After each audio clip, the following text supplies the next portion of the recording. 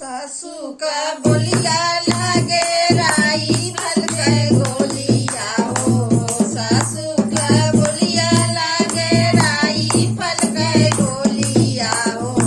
अब ना रहब ससुराल ए लाला, अब ना रहब ससुराल ए लाला, अब ना रहब ससुराल ए लाला।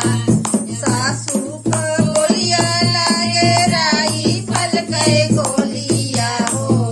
सासू का बोलिया लागे राई फल के गोलिया हो।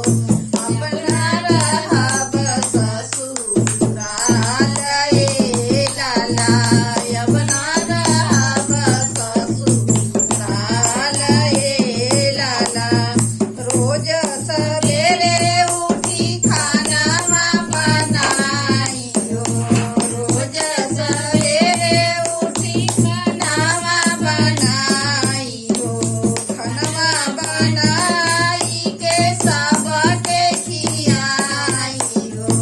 खाना बनाई के सबके खियाई हो। देहू पर सासु घरी आवे लाला, देहू पर सास घरी आवे लाला, देहू पर सास घरी आवे लाला। जेठनी का